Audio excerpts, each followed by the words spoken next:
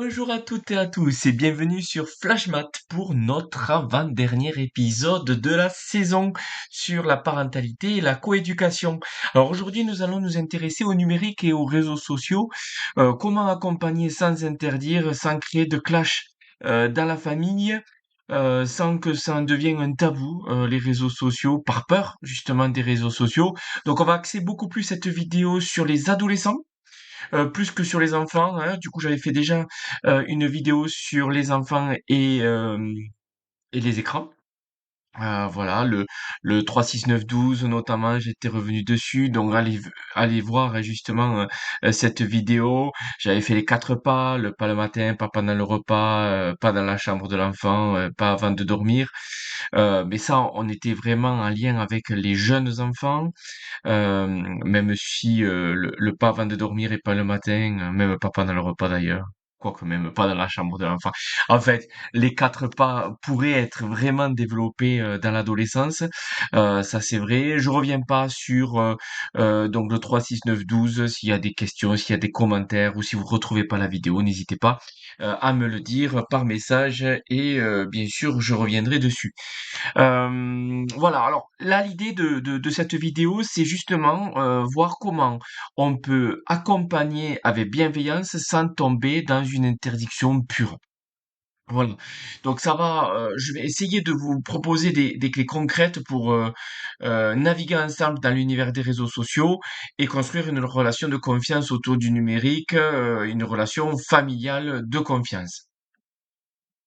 Euh, Vraiment, l'accompagnement, c'est pour que l'enfant puisse utiliser les réseaux sociaux ou même le numérique dans un sens large avec discernement. Voilà.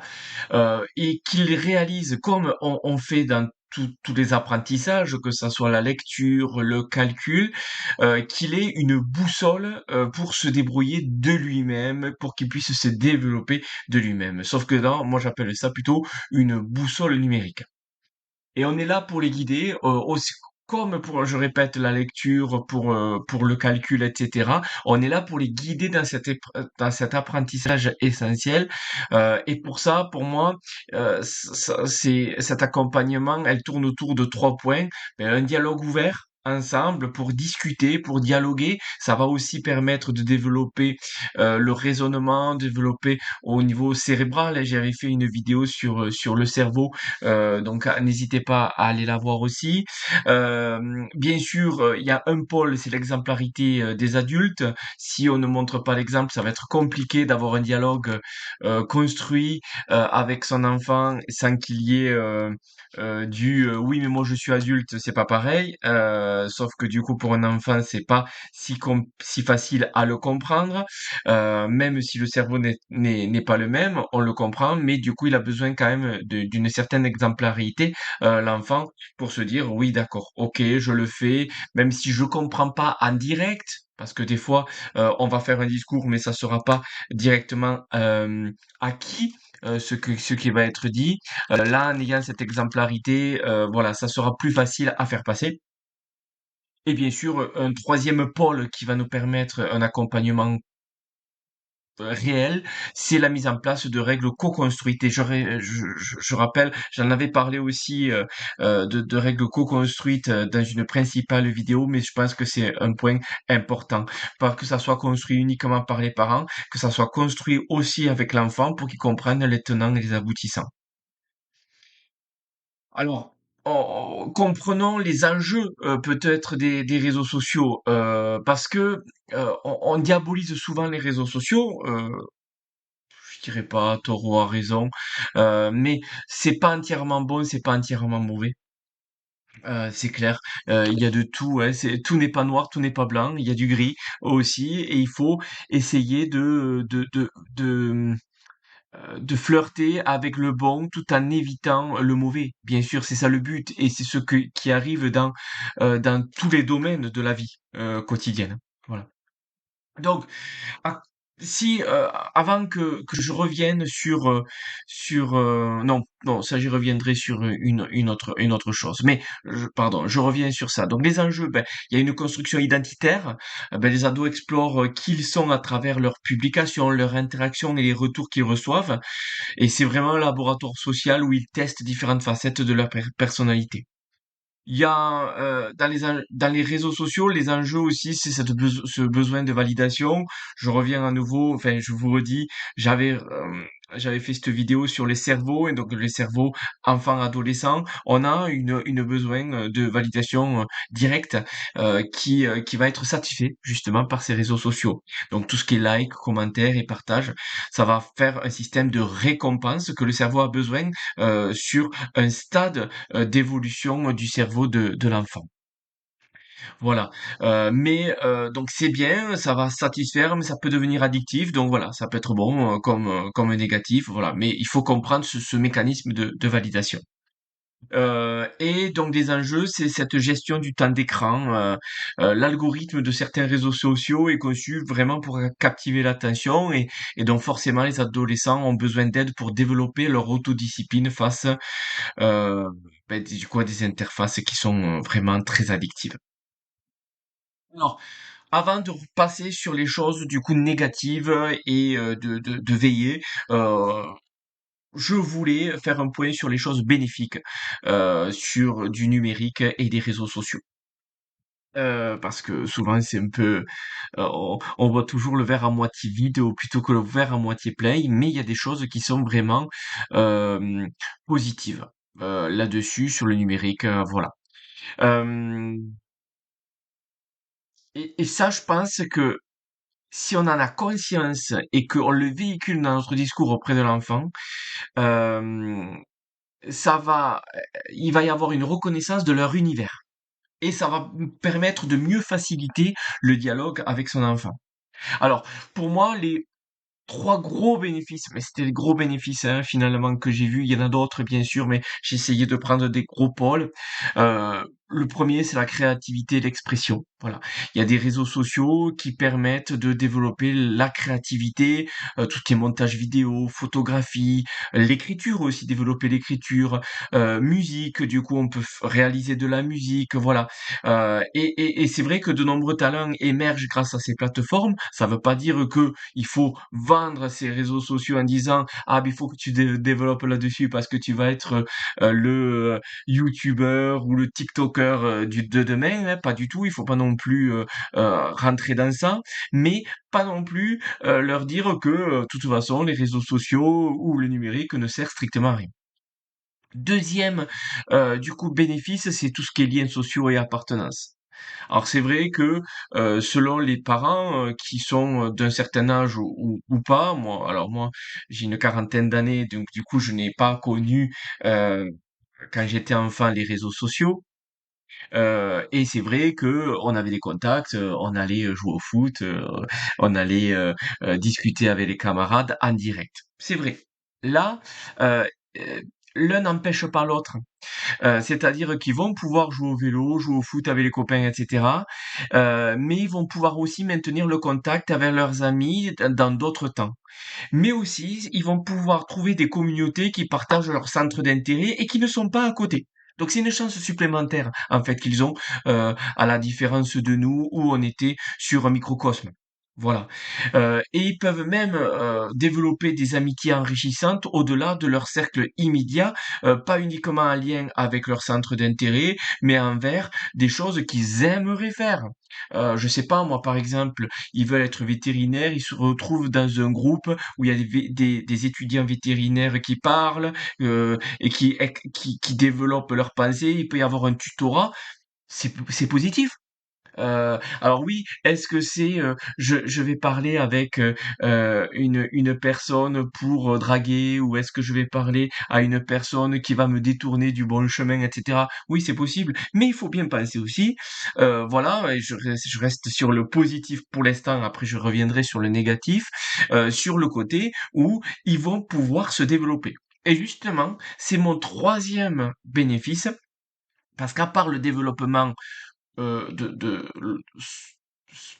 sociales en fait qu'ils vont avoir, il va y avoir aussi un développement éducatif.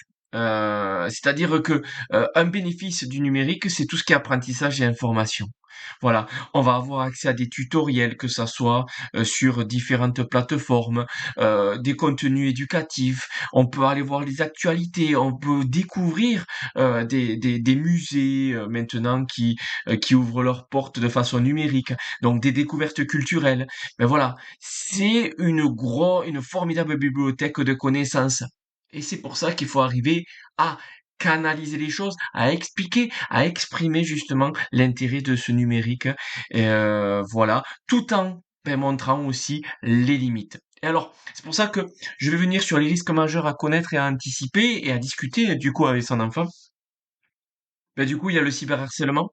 Heu, voilà, tout ce qui est messages blessants, rumeurs, exclusion de groupe, commentaires humiliants, voilà. Donc je vous rappelle qu'au niveau des réseaux sociaux, donc du coup, la plupart, pratiquement tous même des réseaux sociaux, il faut avoir minimum 13 ans pour s'y inscrire, hein, d'accord? Donc si votre enfant a moins de 13 ans, c'est, soit, parce que du coup il a pris votre adresse mail, ou il a donné une fausse date de naissance, soit du coup vous lui avez autorisé. Par contre, s'il se passe des choses, que ça soit lui ou elle qui harcèle ou qui est du cyberharcèlement, bien sûr, on se retournera aussi sur les parents euh, qui ont légitimé ça. Si c'est légitime, si c'est l'enfant par contre qui a truandé, on va dire, c'est pas pareil.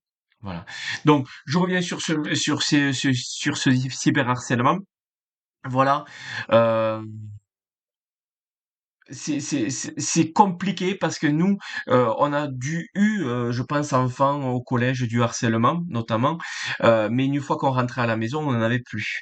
Là, en fait, il est là le souci, c'est qu'une fois qu'ils rentrent à la maison, il y a encore, que ça soit l'ordinateur, tablette, smartphone, où ils vont pouvoir aller sur ces réseaux sociaux et il peut y avoir d'autres messages, enfin la suite du harcèlement, mais en cyberharcèlement. Donc du coup, on est sur du 24 sur 24, quoi. Voilà. Donc des fois, on peut avoir un harcèlement scolaire qui se perpétue en numérique et qui devient du cyberharcèlement. Il peut y avoir du cyberharcèlement tout court, sans harcèlement scolaire aussi, bien sûr. Mais voilà, ça c'est un point négatif, donc à y veiller. Voilà. Et c'est pour ça que moi je conseille vraiment aux parents, notamment, enfin c'est des conseils, je conseille, mais c'est les psychiatres qui le conseillent aussi, psychologues, psychiatres, d'apporter la notion de respect de leur vie privée, du droit à l'image entre 6 et 9 ans, et puis à partir de 9 ans, euh, vraiment comprendre du coup la dangerosité qu'il peut y avoir sur Internet ou autre. Moi je le conseille vraiment, euh, ça même, non, c'est mon avis. L'exposition alors de la vie privée dans les risques majeurs, donc partage excessif d'informations personnelles, des photos compromettantes, la géolocalisation, voilà. Et c'est vrai que les adolescents, ils mesurent pas toujours ces conséquences à long terme à long terme, notamment les photos compromettantes, en se disant oui, bon, je rigolais, mais peut-être que plus tard, dans 5 6 ans, quand ça va repoper, des choses comme ça va être compliqué. Les informations personnelles par rapport aux publicités, par rapport au démarchage, par rapport, du coup, à potentiellement des vols, d'identité, etc. Ça, c'est pas évident pour un adolescent de le voir, et donc c'est pour ça, je pense que ça, c'est à accompagner.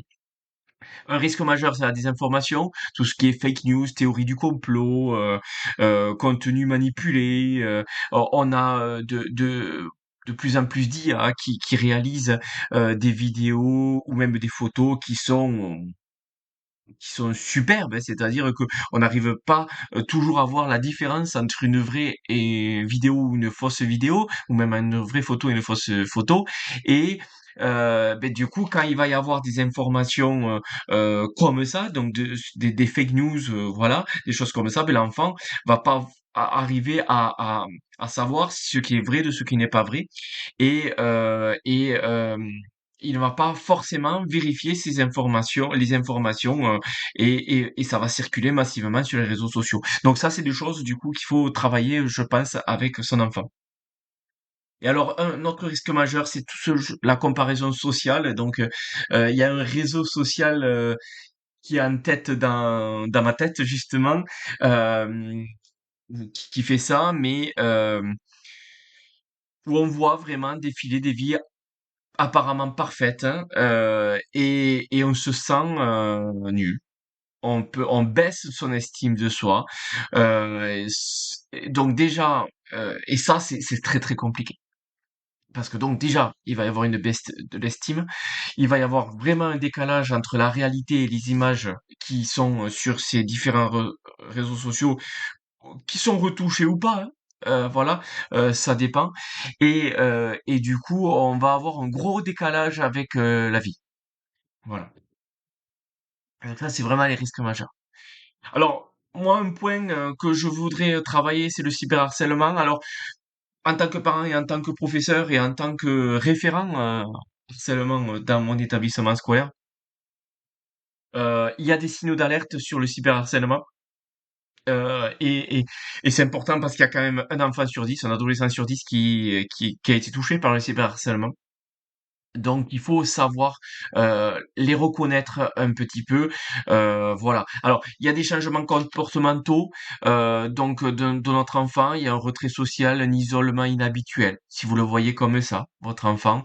Des changements d'humeur soudains, une anxiété accrue, une réticence à aller à l'école ou à utiliser son téléphone, des troubles de sommeil ou d'alimentation. Si vous voyez un de ces éléments, n'hésitez pas à parler, n'hésitez pas à à en discuter aussi avec avec des personnels éducatifs, et avec des personnels du collège ou du lycée, ou de l'école si c'est tôt, j'espère pas, voilà. Mais n'hésitez pas, il faut que on le règle le plus rapidement possible. Le harcèlement comme le cyberharcèlement, on arrive à le régler à tous les stades, mais plus c'est tôt, moins il y a de dégâts pour l'enfant et plus c'est facile à régler rapidement. Donc c'est pour ça que c'est très important aussi de le régler, voilà. D'où aussi pourquoi j'essaye d'expliquer pourquoi développer le dialogue avec son enfant, avec cette bienveillance et puis ces règles co-construites, etc.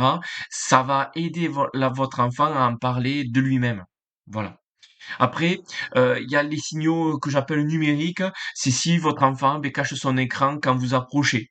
Voilà. Alors, ça peut être aussi parce qu'il regarde, voilà, une photo un peu indécente ou un truc comme ça. Mais voilà, faire attention. Ça peut être aussi en lien avec du cyberharcèlement. Il peut aussi, ça peut être aussi il supprime ses comptes sur les réseaux sociaux. Se poser la question pourquoi et voilà peut-être creuser un peu ou des réactions émotionnelles fortes aux notifications. Il y a une notification, il y va direct, il regarde, il est soulagé, il est anxieux, voilà, des choses de ce style. Voilà. Mais bon, voilà, je répète, si vous suspectez du cyberharcèlement, n'hésitez pas à en parler au collège, à l'école, au lycée. Euh, Prenez des captures d'écran si vous voyez des choses.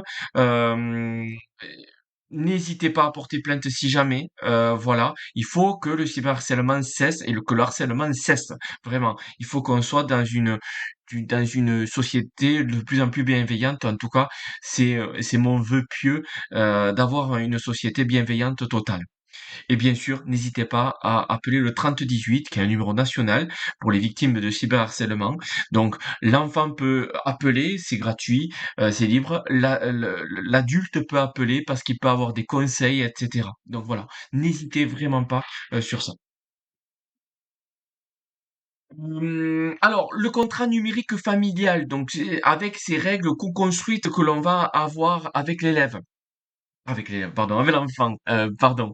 Donc, heu, moi j'ai essayé de proposer, une démarche en 4 parties, en fait, hem, pour que justement, on ait quelque chose de complet, de construit avec son enfant et on vient avec notre feuille en disant: «Bon, allez, premier temps, il y a ça. Qu'est-ce qu'on fait? Qu'est-ce que tu en penses?» et cetera, et cetera. Bon, alors les 4 temps, pour moi, c'est: premier temps, organiser un temps d'échange. On choisit un moment calme, sans distraction, pour discuter ensemble des usages numériques de chacun, des inquiétudes et des besoins de tous les membres de la famille. Je répète bien, de tous les membres de la famille, vous inclus. Parce que du coup, c'est pas l'enfant qui est la cible du coup, et il se sent pas en disant ah ça y est je fais ça parce que on veut me punir, parce que j'utilise trop les réseaux sociaux ou parce que on me fait pas confiance, etc. Non, c'est pas ça. C'est que on veut quelque chose de cohérent pour toute la famille et c'est des nouvelles règles parce qu'on a des nouvelles utilisations. Voilà, tout simplement. Petit 2, définir des règles communes, donc des horaires d'utilisation, des zones sans écran comme les zones de repas, des chambres. Moi, je le conseille vivement, le repas, parce que ça permet notamment le dialogue en famille et donc du coup le développement cérébral et tout ce qui est en lien avec stimuler le langage, l'intelligence, etc. La chambre, c'est pour éviter que il n'y ait une limite trop grande, et que finalement il ait du mal à dormir, par exemple. Voilà. Donc dans les définitions de règles, mais les types de contenus qui sont acceptables, on peut utiliser un contrôle parental aussi qui permet de cibler certaines applications, voilà. Le gestion des mots de passe, comment on fait la gestion des mots de passe, est-ce que on le fait en commun ou pas, voilà. Les paramètres de confidentialité, si votre enfant a besoin du coup qu'il y ait ce cadre de confidentialité parce que c'est son petit jardin secret, cet endroit-là, ben bien sûr, il faut, il n'y a pas de souci, mais du coup, tout en se disant que attention, il faut faire ci, il faut faire là pour que justement ils soient en sécurité, voilà, tout en ayant parler. Voilà, ça rentre dans mon troisième point. Mais bon, c'est tellement des fois imbriqué que du coup, je fais le 2 et le 3 en même temps. Mais voilà, tout doit être discuté et négocié. Pour moi, ça, c'est très important. Et donc, le 3, ce que j'avais parlé un petit peu, c'est d'établir les conséquences. Que se passe-t-il en cas de non-respect? Euh, et du coup, quand je parle de non-respect, c'est on a enfreint la règle. D'accord? Alors, bien sûr, les conséquences, elles doivent être proportionnées, claires et appliquées de manière cohérente par tous les adultes du foyer. J'ai pas respecté, ben, je sais pas, je suis interdit pendant 1 heure, une journée ou 2 jours de portable que ça soit la même pour les parents. Alors je sais que c'est pas évident, mais du coup on va avoir une certaine discipline là-dessus. Et après, et c'est pour ça que je viens sur le 4, on peut réévaluer régulièrement le contrat. Parce que du coup, il est peut-être un peu trop strict, ou il est peut-être un peu trop tolérant. Voilà, donc on va essayer euh, de, de revoir notre copie. Voilà, et d'en discuter et de renégocier. Ça va être ça régulièrement. Et bien sûr, le contrat aussi va évoluer avec l'âge et la maturité de l'enfant. Voilà.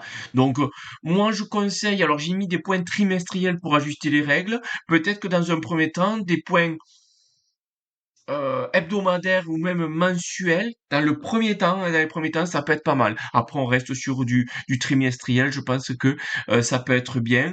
Ça permet donc comme ça d'ajuster les règles, mais aussi de célébrer les progrès dans l'autonomie responsable face au numérique.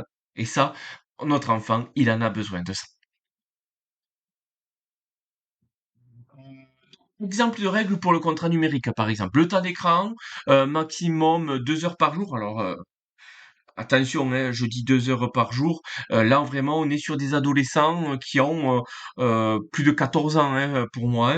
Hein. Voilà, hein, c'est-à-dire qui ont plus de 13 ans, 14 ans. Parce que, voilà, il faut quand même essayer de limiter le numérique. Déjà, 2 heures par jour, c'est énorme. Hein. 3 heures le week-end, c'est énorme aussi. Voilà, mais c'est un exemple. Voilà, c'est un exemple. Euh, donc là-dessus, bien sûr, vous êtes comme vous voulez, mais pour moi, ouais, moi je pense que c'est au moins après 14 ans. Ça. Pas d'écran, 1 heure avant le coucher, ça c'est très important pour le sommeil, hein, pour que votre enfant puisse trouver le sommeil, pour qu'il puisse aussi bien dormir, faire de beaux rêves, etc. On peut aussi demander une application de suivi du temps installé pour voir si, ben justement, c'est respecter le maximum de 2 heures. C'est pas un flicage, mais c'est pour que lui se rende compte qu'il a fait tant d'heures, parce que des fois, on n'en a pas conscience, donc du coup, on a cette autonomie qui va se créer comme ça, et pour que nous, ben, on puisse réadapter ou qu'on puisse dire, bah écoute, là, t'as pas respecté le contrat, qu'est-ce qu'on fait comme règle pour pas punition, mais en tout cas, quelles sont les conséquences justement à ça. Donc, les zones sans écran. Quelles zones? Ben, repas familiaux sans téléphone, les chambres interdites aux écrans après 21 heures, ou la chambre en totalité. J'ai essayé de faire quelque chose d'assez permissif au début, et puis après on peut restreindre, ou ça va dépendre de votre enfant, ça va dépendre du coup de ce que vous voulez vous, hein, surtout aussi, bien sûr. Les devoirs faits avant la consultation des réseaux, ça peut être une règle. Voilà. Et après, tout ce qui est sécurité et vie privée, les comptes en mode privé ou pas, à vous de voir. Validation parentale avant un nouvel abonnement, oui ou non? Bon, moi j'ai mis oui. Jamais partager d'informations personnelles, oui, non? Bon, je pense que oui. Il faut jamais partager d'informations personnelles. La géolocalisation désactivée sur les publications, moi aussi ça je pense que c'est mieux. Voilà, notamment pour les vols, etc. Mais voilà, à vous de voir sur la sécurité et vie privée. Je donne juste des exemples. Et sur la communication. Ben voilà, quand je parle de communication, c'est communication euh, qu'ils vont faire et communication avec vous. Euh, C'est-à-dire que si il voit quelque chose qui est un contenu choquant, de lui dire et qu'il faut qu'il signale immédiatement tout contenu choquant, justement pour avoir ce côté de euh, de citoyen numérique. Voilà. Réfléchir avant de publier ou commenter, pour voir si ça peut être à l'atteinte de quelqu'un, ça, à sa propre atteinte, si on va dévoiler des choses trop personnelles, si on va dévoiler des choses sur notre localisation, des choses de ce style. Et d'avoir une règle, de respecter les autres en ligne comme hors ligne, sinon on ne fait pas, on ne va pas en ligne. Voilà. Ça, c'est des choses qui sont très importantes pour moi dans des exemples de règles. Voilà. Après, c'est à vous de voir ce que vous pouvez faire, bien sûr, et ce que vous allez faire. Voilà. Et bien sûr, de montrer l'exemple, voilà, et de partager vos propres usages.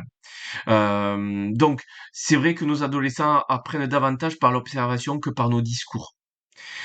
Si on est constamment sur nos écrans pendant les repas, comment leur demander de faire autrement? Pour moi, c'est vrai que c'est complètement anormal. Voilà. Et le côté oui, mais moi je suis adulte, ça marche pas forcément. Ça marche pas forcément ça. Voilà. Donc, et on peut essayer de partager nos défis. Voilà. C'est-à-dire que moi, j'ai du mal à gérer mes propres tentations numériques. Quand je vois une notification, je vais rentrer dedans. J'ai envie de jouer à mon petit jeu sur mon portable. Comment, voilà. J'ai une application que j'aime bien, mais elle est chronophage. Qu'est-ce que je fais? Ben, les notifications, je les désactive pendant ce laps de temps. Il existe des applications qui, pendant un laps de temps, peut désactiver les notifications et réactiver automatiquement. Ça existe, ça. Donc, du coup, on se dit, ah ben, tu vois ce que j'ai fait? Moi, ça m'aide, ça m'a aidé. Voilà. Et moi, il y a, pendant ces moments-là, je range mon téléphone. Là, j'ai cette application qui est chronophage, ben, je l'ai limitée. J'ai aussi des applications qui permettent de limiter en temps telle ou telle application. Ça marche. Voilà. Et donc du coup, le fait de partager vos défis, ça va l'aider aussi, et ça va renforcer ce lien avec votre enfant selon avec les difficultés qu'il va rencontrer. Voilà. Et bien sûr, créer des moments déconnectés, donc proposer des activités familiales sans écran, les jeux de société, les balades, la cuisine, les jeux de plein air ensemble, les moments où on va aller à la médiathèque ensemble. Je parle que de choses gratuites là, parce que du coup, on n'est pas forcé d'aller au musée, d'aller à Disneyland, des choses comme ça. Des fois, juste d'aller ramasser des champignons, aller ramasser des feuilles, aller ramasser, alors je reste sur des adolescents, mais aller ramasser des châtaignes pour que justement on cuisine des châtaignes ensemble, pour que justement on fasse des recettes pour toute la famille, etc. Ben ça c'est pas un lien avec les réseaux sociaux et le numérique, et pourtant ça va créer des liens et et aussi ça va leur montrer qu'on peut se divertir autrement, vraiment. Donc, en résumé, pour finir donc du coup cette vidéo. Donc, vraiment, pour moi, les clés d'un accompagnement réussi là-dessus, c'est un dialogue plutôt que une surveillance accrue.